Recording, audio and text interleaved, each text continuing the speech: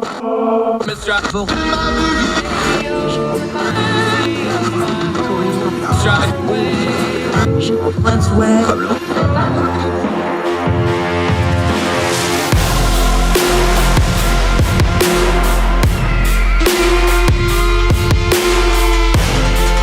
your host, Andrew Donaldson.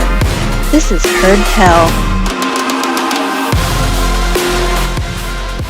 Welcome back to Heard Tell. Okay, big story going on overseas, kind of breaking through in the American media a little bit. So let's go over to the UK and get some international perspective on what is going on in China right now. We have another one of our great young voices, talents that we love to talk to so much from the UK. Noah Khogali, how are you, sir? Great to see you and appreciate your time. Very well. How are you? I'm very, very well. Let's start with some background, though, because somebody's going to be like, well, why are you going to the UK for China? This is a country that you know pretty well, though, isn't it, my friend?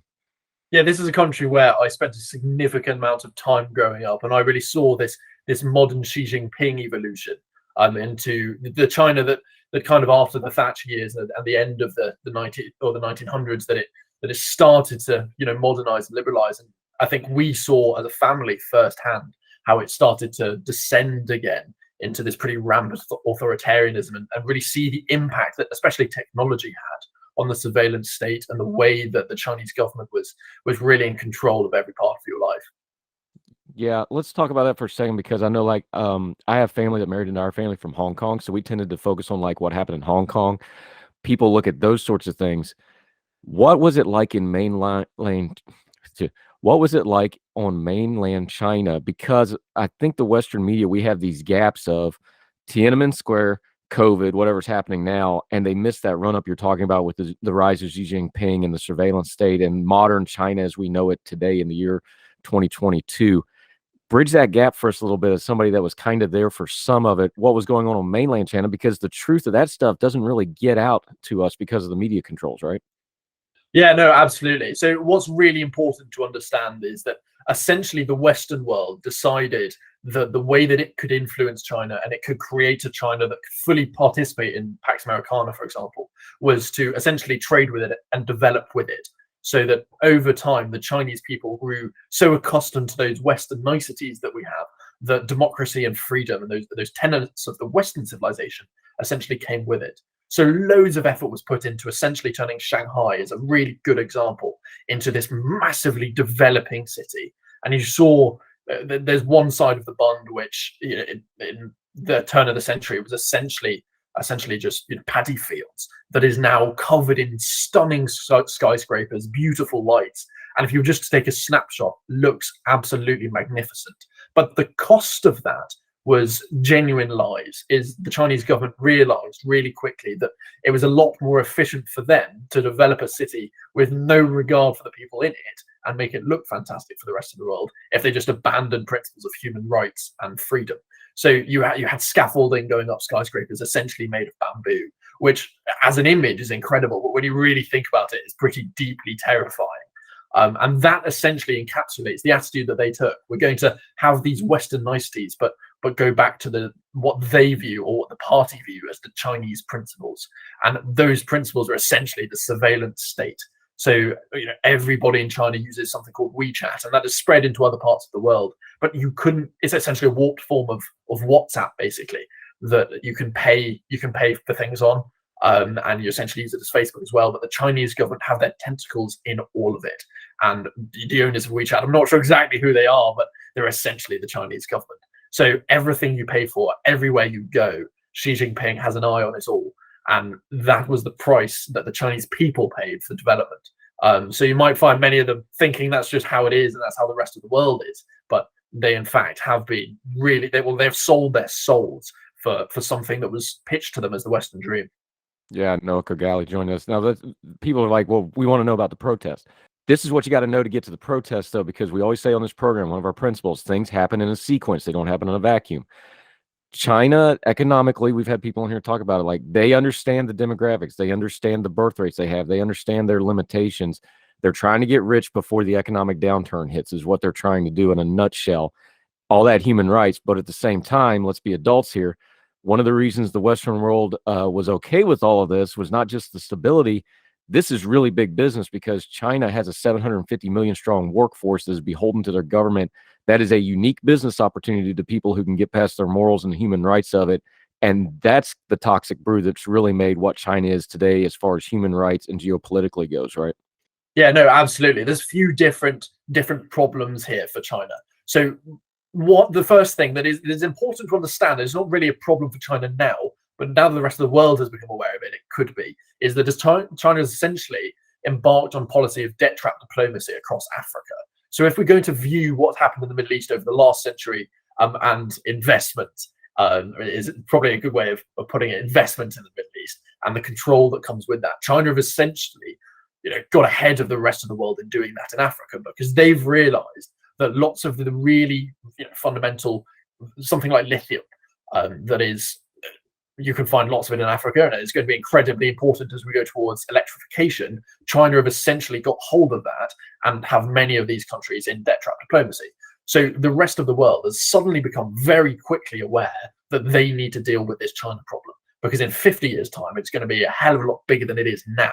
And this is something that everybody suddenly tried to realize. So the wars have started to close in around China. Their authoritarian principles have got a bit shaky when dealing with economics. Their housing market struggled a fair amount. And over COVID, they've seen lots of people realize that cheap labor can be found out with of China. It's not just some Chinese monopoly. So the economy is starting to struggle a little bit more. And they're essentially getting cut out of lots of Western democracies, which is where they got lots of their technology from. So there's a lot of issues here, which have essentially condensed themselves into what happened in Hong Kong, which I think everybody probably knows about, and that last Western glimmer of freedom in China essentially disappeared, and what's happened to the Uyghur Muslims. And the CCP basically going, look, we need to get rid of anybody that could be inside of these walls and pose a threat. And people have started to wake up to that, because it is a lot harder to hide what you're doing in 2022 than it was in 1989. And that's something I don't think they really appreciated, was that there is a bit more information coming in and out of China now than there was back then.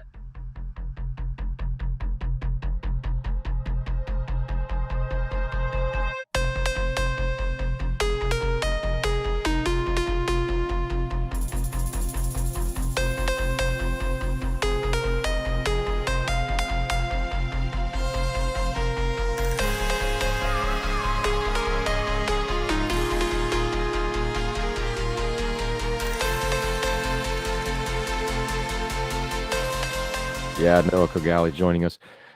This is so important to understanding what we're going on. You just mentioned it. The policy of the ruling CCP in China, the Xi Jinping government, is the people in the government are one. The people in the government are one are China. There's no separation between those three things. You have lived there. You've been on the ground there. You have friends and family there. How they've tried to force that on the people. Officially, nobody's going to challenge that. How ingrained is that now in the Chinese people? Because we try to be very careful and say, okay, look, the Chinese government and Chinese people are two separate things. I don't know if you can give me a ratio or what, but just how ingrained is it and how much is it the people? Because I think that starts to get to where we're at with these protests, is where you start seeing some separation from the propaganda. This is an incredibly hard question to answer, because people would be so terrified about telling you that they weren't on the side of the CCP. So you would get basically everybody silently nodding if you asked who here believes that the CCP are, the supreme rulers, and they wouldn't voice their concerns, because essentially they would get disappeared. So it's incredibly tough. I think my feeling would be that I would have faith in humanity. I would hope that these people understand that what's going on is not necessarily right, and can see through the very thin veneer that has been cast on them by the CCP. Again, you're not going to get an easy answer to that, because you can't really do any proper polling. And if you go out on the street and ask somebody, they're going to think you're tricking them into some concentration camp in the north of China. So it's incredibly difficult. But I think when we deal with China, we still have to operate on the belief that it is innate human yearning to be free, and that those principles of goodness are universal. We still have to operate on that idea. Yeah, Noah Khogali joining us. So is it fair to bring up this point then? Because I really want the Chinese people to be free. Like I want all people on earth to be free as much as possible. Because I love freedom. I'm an American. That's I want them to be free. Those of us in the West, especially in America, the UK, places like this, should we be careful putting the larger geopolitical narrative on these protests for that very reason, though? Because how much of this, I understand there's all this background and I understand they're oppressed, but when it's something like the COVID restrictions, which is what they're really pushing back against now, plus things like living situations in the housing and the stuff we saw at Foxconn and all that, do we need to be careful making sure we don't take the protests for what they are right now and putting too big of, oh, this is going to be the movement that topples the government? Because we've got a really bad record in the Western press of predicting those over the last 10, 20 years, don't we? Yeah, I think if we're being honest, I think very, very few commentators would suggest that this was the thing that was going to topple Xi Jinping. He's had hard challenges, and I think he'll probably get through it. There'll be scars, but they will get through. They will get through it. Unfortunately, what is interesting is whilst it has happened and it's been triggered by the COVID issue, the protest of that blank white piece of paper, and I would encourage anybody that's not seen those pictures to go and find them because they're incredibly passionate. Yeah, explain what that is for folks just so they know real quick. Sorry to interrupt you, but explain what those are. Lots of students have been holding up blank pieces of A4 paper, which essentially are designed to give across the message that they have no freedom of speech. So it's not just about the authoritarianism we've seen in regards to COVID. It's about the fact that people aren't allowed to speak about it. And that is the issue. That's something that I think that will be a longer term problem. So whilst COVID's the tip of the iceberg, or the thing that's the straw that's broken the camel's back here, this is going to be a longer term issue because the people of China are starting to realize, I think, that they're not being given a voice to talk about things, even something like the COVID response. So something really interesting here that's been picked up, especially over the past week or so with the Football World Cup happening, is the coverage in China is different to the coverage in the rest of the world. So what you're seeing is a 30-second or so delay on the TV coverage, which is very normal for China. We used to sit and watch the news. It used to randomly turn off at points. But a 30-second delay in which crowd shots are being replaced with individual shots of managers or players. And the guess is that what that is designed to not show people in crowds not wearing masks, because that would spark a debate about, well, do we all need to wear masks and is this all sensible? And that's something really interesting, which I think speaks to the larger issue here, is that the Chinese people are starting to realize that the zero COVID policy embarked on by the Chinese government is not something that's based in health data. It is purely something which is authoritarian and based in control. And that's the thing that they want to tackle. And that's the thing that students are starting to realize. So whilst this might not be the thing that breaks Xi Jinping's grip on China, it is a very, very important turning point where students, especially, and the young people, because they're the ones that are going to make the change, are starting to realize that their voice and their opinions are not allowed to be heard. Yeah, Noah Khogali joining us. You're talking about those students. To go back to Tiananmen again, because that's the image most people in the West get as far as Chinese descent goes, and maybe the umbrella protests in Hong Kong. Those are kind of the ones that stick in the front of your mind. This is very early days to this. People forget now because they just remember the guy standing in front of the tank. There was months of build up to Tiananmen before it got crushed and knocked down. There's also just logistics because China is a massive cut. Like if they wanted to send the army to put this down, it'd probably take them 2 weeks to get them in place. Talk about a little bit of the timeline here, because this is nowhere near as massive as what Tiananmen was, but this is also way earlier than when we got to those images in Tiananmen. What do you expect the crackdown to be, the version of it's come? And even the people that are very pro-China are like, it's going to take a while for them to get their response together, how they want to handle this. What do you foresee happening in the next couple of weeks as far as the government response to this? Because they're going to respond. Absolutely. So the general playbook that they will use is they won't go hard and fast straight away, because then you destroy the illusion that you're allowed to have a different opinion. If they walked in tomorrow and just obliterated the protests in some bloody and gruesome way, it would go down awfully, and that wouldn't work for them. So what I'd imagine they're going to do, and this is based on Tiananmen and Hong Kong, is they will wait for leaders, essentially, to pop up out of the students, and that's who they'll go for. And they'll show that if you stick your head above the parapet, then we'll come for you. And hope that encourages everybody else to keep their head down. And that's the way they generally do things, is they try and avoid going for everybody all at once. They'll try and find individuals and ostracize them. So you saw that especially in Hong Kong recently. That's probably the best example where they came for anybody whose name you would recognize. Nathan Law, for example, his personal favorite, somebody who was essentially became an idol of the public, and that runs very counter to the way that the CCP thinks everyone should work, because they think everybody should be this massive blob. So over the next few weeks, I would assume that anybody that steps forward out of this body to be a real, essentially the one with the loudspeaker over and over and over again, it will be them that, or their family, that the CCP come for. Yeah, we saw this. I'm glad you mentioned the Hong Kong thing, because we actually talked to a couple of the dissidents that were actually in those crowds. They were there for it. And that's what they said. They they've, after about 3-4 weeks, they came out with a list. I think it was about 350 names. They took it, and the next day the streets were empty because there was nobody to organize. So it's very much the Hong Kong method that they have kind of perfected, for lack of a better term, as horrific as it is.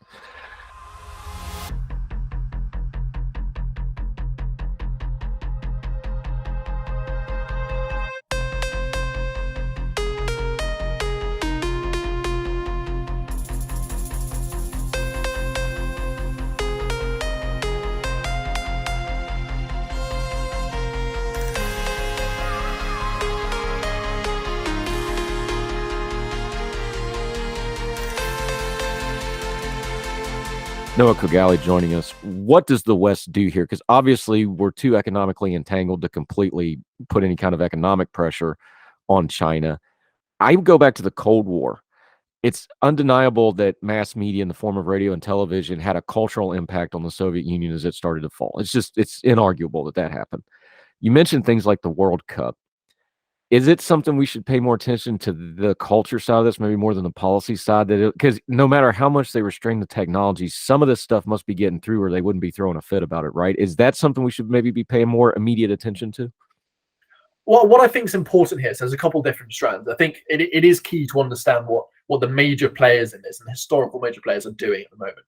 So from a Times article in the UK a couple of days ago, it sounds like the US have started to open back channels, which seem to have closed with China again, because they're so scared of China aligning with Russia. So you can understand why they're doing that. But for somebody that is especially worried about the Chinese threat, that's concerning. The Germans have essentially taken the angle that the British did under Thatcher, which was essentially, we'll try and trade them out of this. And if we keep trading with them, then they'll just eventually turn Western, because that worked so well last time. And the French seem to think that there'll be a mediator between the Russians and the Ukrainians, because, again, that makes complete sense. Of course they would be. I hope the sarcasm is coming across there. When the British have essentially last night started using the word robust pragmatism. So you take from that what you will. It kind of runs in the face of each other, with robust being quite a strong, we're going to really take it to the CCP, take it to China, and then pragmatism kind of going the other way and suggesting it might be a bit more wet on it. So we'll see. There's lots of countries running different routes here, but what you hope is happening behind the scenes is this information war, because the Chinese are doing it here.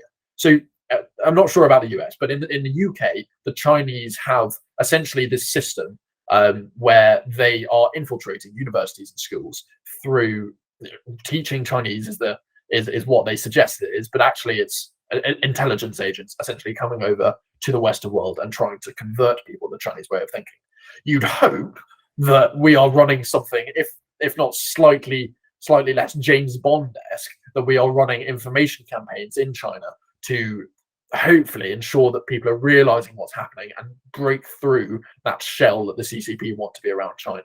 And in the long term, that's probably what's going to have the greatest effect, if we acknowledge that 1 billion people in China are going to need to be brought on side to really make fundamental change. So whilst it's important that publicly and in the international stage we talk big and talk strong about Taiwan and about these protests, and about, for example, the BBC journalist that just a couple of days ago was assaulted by the Chinese police. And it's important that we all come together and talk big about that and really shine a light on it and talk tough. We don't pander to them. We also need to acknowledge how important the stuff behind the scenes is, and the more gritty side of international politics, where we are fighting a secret war, where there's no guns, but the bullets are information. And really hope that affects long-term change, that in the long term, the Chinese people can overthrow the CCP. Because if we're going to affect a something permanent, it's going to need the people's consent. Yeah, Noah Khogali joining us from over in the UK. There's a very visible side of that information war that they're fighting, though. They are actively and systematically targeting dissidents and activists in Western countries. We saw the bomb threat call in nonsense in London. We've seen them actually go outside the consulates and physically get into altercations with people. We know about the things like the Confucius Institutes in the States where they're infiltrating academia. We know that they're trying to, get their they got themselves a port in Sri Lanka. They got an airport in Africa now. They're using all these other things. They're going to keep trying those methods, and they're visible right in front of us. How should we that have platforms in our social media, and how should we be talking about that side of it? Because that's where we can talk about it, and the dissidents maybe can't, or the people in China can't. That's stuff we can see on our news feeds as long as we pay attention and find it. How important is it for people that have a voice to talk about those items and keep them going, because they do fall through the cracks of the major news cycle? Yeah, it's incredibly important to keep talking about these things as much as possible, because it's very easy to get caught up in our own small, be it local or national politics, which are incredibly important. But then that's how these massive beasts of issues sneak up over 50 years and then are there and we can't deal with them. So it's incredibly important that we stay aware. But that should also, hopefully, in my opinion at least, lead to a public acceptance that some things might be slightly more expensive for us as nations, as the UK, as the US, but we need to do them anyway. So locking somebody like Huawei out of our 5G networks in the UK is probably, that's probably a more expensive option, or locking them out of nuclear development. Those are important things, and we need to be aware as a country that they're going to be more expensive if we do that, but that we need to. And people aren't going to believe that we need to if they don't know what's going on. So just for ourselves, as much as the people that are being subjugated on the other side of the world, it's incredibly important to stay aware and informed on. Yeah, Noah Khogali, you just mentioned it. So let's take one of the elephants out of the room here. The CCP thinks very long. They don't have 5-year plans like the Russians used to do. They got 50-year plans. They plan ahead. They have their dictatorship in place. Xi Jinping just consolidated his power probably for life for all practical purposes here a couple of months ago. You in the UK, you're on your third PM just this year. We change presidents every 4 to 8 years, and we change Congress every 2 years. They have a built-in advantage to their system. You talked about the different ways France has its own program. Germany has its own program. The UK. There's a real problem with coherency in Western democracies and democratic republics that are trying to counter them, just built into the cake, isn't there? No, absolutely. And this is part of the issue, is that democracy is, for all its brilliance, and as much as it is a moral good, is a way less effective of becoming some superpower than just being a dictatorship, because it means you can do whatever you want and it doesn't really matter what everyone thinks about it. So the Chinese are always going to have an advantage in that sense. So we've both got to operate on the rose tinted glasses principle of democracy and freedom will come good in the end, but also look for something of a middle ground here. So we're quite lucky over here in the UK that it essentially seems that Labour and the Conservatives have essentially agree on most foreign policy. That's not always been the case, but that's where we are now. And that's something that we need to try and make sure that the entire Western world does come together on, whether that's through something like the UN or whether that's through something like NATO. We do need to bring people in the same direction on the same principles. And if they won't come, we need to convince them, because this, in the next 100 years, will be one of the most important developments that the world has ever seen. And there is a risk that because we are so obsessed, especially now, with these hot topics and these big arguments and these visceral politics, that we'll lose sight of what is really important in the long term. People really love hot takes and they go down really well on Twitter. But this is not a time for hot takes. This is a time for sensible politics where we go, look, there's a massive, scary problem coming over the horizon. Let's all deal with it together. This isn't a left or right issue. This is a future of humanity issue. And I don't say that lightly.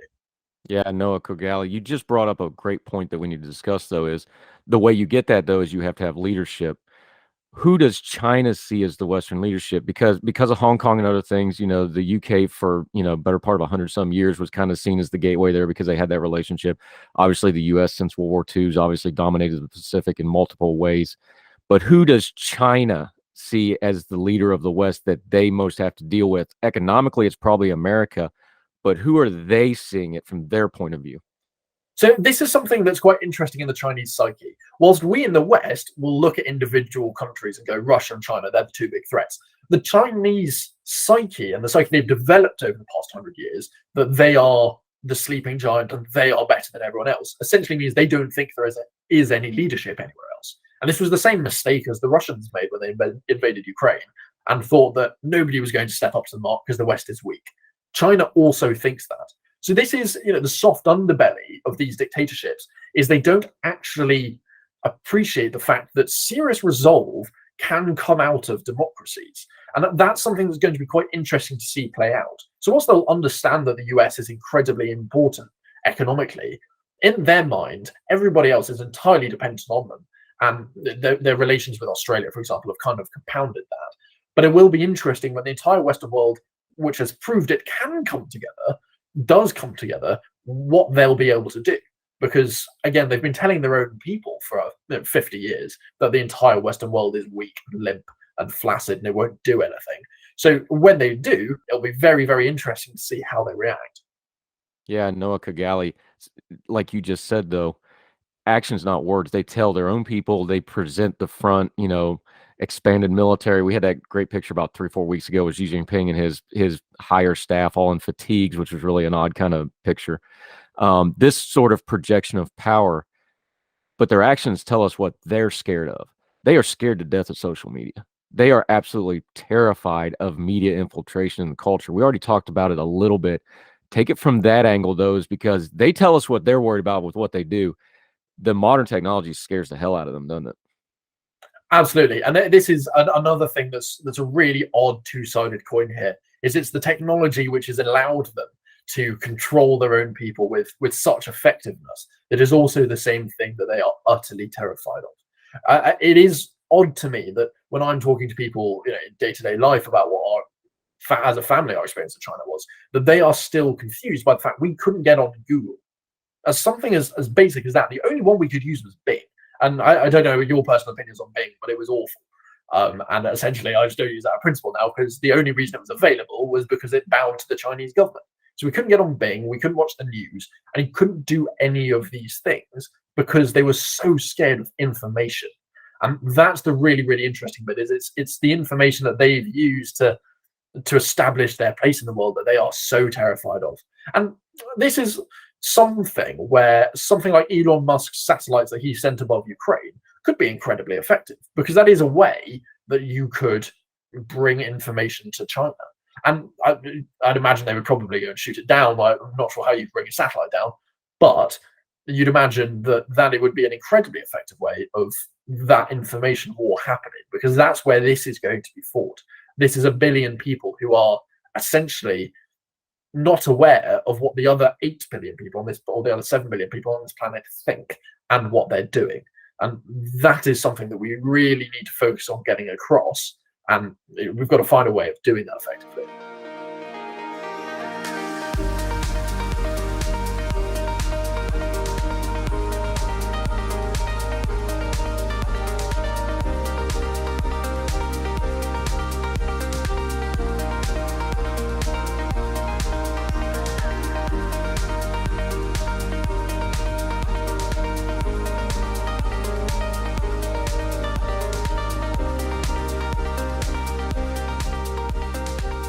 Yeah, Noah Khogali, you just mentioned the 1 billion people. That has been the secret sauce to everything economically and world power-wise.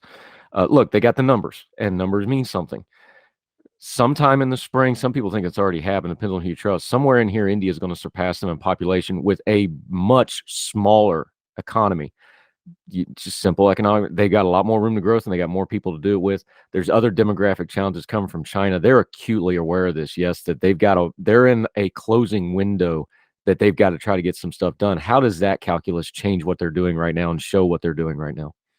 Yeah, absolutely. This is in the same way as Putin has wanted to put a full stop at the end of his chapter in history.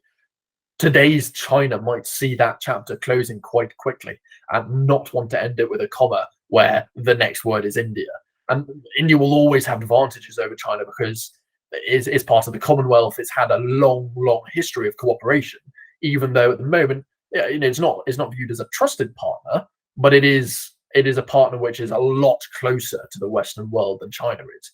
And it may be that hubris to want to put a full stop at the end of your name in history that is driving lots of this, and that breeds rashness, that breeds bad decisions, and that'll be something that I think when we look back on this, and look back on this period in history especially, will be a massive lens to see lots of the actions of these dictators and why they're doing certain things. That will be really, really interesting to see in 50 or 100 years, when hopefully we're all still here and nothing nuclear and grisly has happened. Yeah, you mentioned the nuclear, so I've got to ask you. I know it's all projection, but everybody's worried about war with Taiwan. I actually, when they did that, I already mentioned it. The fatigue picture was Xi Jinping, which just looked absolutely ridiculous, but he did it. I'm actually I hope I'm right on this one. I was wrong about Russia, but I don't know that they really want an out-and-out invasion of Taiwan, because it'd be really bad for business, and they are absolutely hyper-focused on the business side of it. They're seeing what's happening in Russia, and I don't think they do it. I think they continue to exert pressure in other ways. Of course, they want to crush them and take them over, but I think they look at Russia and go, nope, it's like the old mob thing. If everybody's fighting, nobody's making money, right? I think the business side will keep them from that for right now. I think they'll saber rattle it. What's your feeling on it, though? Yeah, no, I think you're right. What I would imagine is going to happen here is the Chinese are going to sit down and go, what's going to be more effective? Us actually invade Taiwan and give everyone else a reason to get, maybe not actually engage in conflict with us, or do we do this essentially underhanded and we just instill people that we want to run Taiwan in Taiwan, and that's the long term, and we still go, look, they're separate, we never invaded them, you can't get mad with us, but actually they control it. And the rest of the world, I think, will still need to respond really strongly to that, but it'll be a really good excuse for them not to. So whilst I'm incredibly concerned about that, if I was some dictator in China, that would be what I was doing, because it is way more effective. You don't then have to go to your people, go, all right, okay, who's going to fight for this country? Because that could end really badly, and the Western world doesn't then take the fight to you, or it has an excuse not to. Yeah, Noah Khogali. I want to end this conversation with this, because I threw a lot of hard stuff and you did great with it, but I want to end on this because I think it's the thing we don't focus enough on. Again, you live there. Talk for just a second about the Chinese people themselves. This is obviously one of the richest cultures in human history. They go back way further than most Western countries. There's a lot of good there. Put a human face on what the Chinese people are going through right now under this dictatorship, and how we should view them separate from the Xi Jinpings and all the geopolitics. Just put a personal face on it for us. Yeah, so what's a story is probably the best way of doing it. So I don't know how much people know about how Westerners live in Shanghai, for example, but essentially they're all living on compounds. And what you've got in these compounds is the very wealthy Chinese and all the Western expats. And just behind our compound, the second stint that we lived there was a really big tower block, which was, I never spoke to people that was in it, but it wasn't very wealthy, and it didn't look great. And I remember I flew back to the UK and flew back to Shanghai and went to the compound, and the tower block wasn't there anymore. And you knew in your heart of hearts that what had probably happened, which is somebody had gone, that doesn't look very nice, we're just going to demolish it, and essentially to hell with the people that were there. And I remember asking some people that were essentially supposed to be guarding or staffing the compound what had happened, and there was this sadness, but I don't know, it was never there. And you could really see that they did understand that something had happened and it was wrong, and it was probably very evil, but that there was a risk to them and their family and their livelihood if they acknowledged it. And that's something, there's an incredible sadness there that is quite hard to get across, because you can't deal with your grief then, and you can't deal with the grief you're probably seeing quite regularly. And it is that kind of thing. Homelessness is never good to see, but you used to see it sometimes, and it would appear for 2 weeks, 2 months in places where Westerners used to go, and then one day there would just be no homeless people anywhere, and everybody would act like it was just how it was. And again, there would just be this sadness, and then 6 months later, the homelessness would appear again, and then everyone would disappear, and then next time it would be all new people, and it was just a cycle where everybody knew that these people were disappearing, they were probably dying, but nobody could talk about it and could talk about how wrong it was. And that sadness, I think, is there in the Chinese people, that they can't deal with these things, that in their heart of hearts, and they may have never spoken to anybody about it, but they know that these things are wrong and these things are soul crushing. And yeah, it's devastating. But these people are good people. They are friendly. They are lovely. Their culture is rich, but they are just not allowed to act and to think and to speak like we would hope any person has an innate right to. And that's really, really hard to see. But you can still see the humanity and the goodness that is there when you look those people in the eye. They may not be able to say it, but you can see that goodness still there. It's amazing to the Western mind to try to explain the fact that you can't acknowledge that a building is missing. Yeah.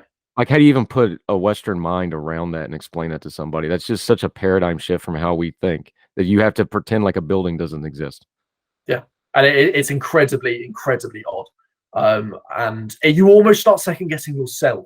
Going, did I just imagine a really tall tower block there all that time? And there was just, and you don't know whether to live there all the time. You essentially have to enter this state of psychosis where you are tricking yourself into believing that it was never there in the first place. Obviously, why would the government lie to you? And that's weird to see.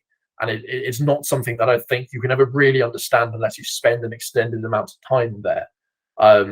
But then when you do, and I remember when we left, lots of the things that we thought were normal or tricked ourselves into thinking were normal. So accepting that your house was bugged, for example, and then you leave and you realize it's weird, but you can leave. And it's the people that can't leave that it's truly devastating for. And those are the people that I will always feel the worst for, because we can fight it and we can take the fight to it. But if they take the fight to it, it's their family that will suffer, and they will probably never see them again. And that's the bit that is genuinely crushing. Yeah, Noah Khogali, is that the single biggest is that the single biggest obstacle to Western policy in China, is we don't understand that psychosis and that mindset? I think so. I think as populations, we have become, which is odd with communication becoming so easy, we've become so insular. And these things that are happening in our own country are huge to us. So whether it's housing or whether it's energy and what is the cost of living, these things are incredibly important. But when it's something as basic as being able to think, we lose perspective because it's the other side of the world. And you'll get lots of people now in politics talking about, whether it's something like America First or focusing on Britain, but there is people on the other side of the world that aren't allowed to think. And we sometimes, and it's always hard because we're always going to vote with our own interests. But until you see that, it's really, really hard to appreciate how odd and how weird some of the rest of the world is. Yeah, Noah Khogali, this was outstanding stuff, my friend. We'll definitely be talking about it more because this problem isn't going away. Let folks know where they can follow you, your writing, your other things you've been doing. You've been doing a lot of media hits too. We're going to link to all this. Let folks know where they can follow and keep up with you until they see you again back on Heard Tell, my friend. Yeah, Twitter's probably the best place, at Noah Khogali. So NOAHKHOGALI, and then you'll get all the random musings and the random and the good media hits on there. Yep. I'm going to get you back soon and talk again. Thank you so much for the time. Really appreciate the conversation. Noah Khogali, thank you, sir. Thank you. Thank you. Good grief. You're very deep. I was hoping I just didn't sound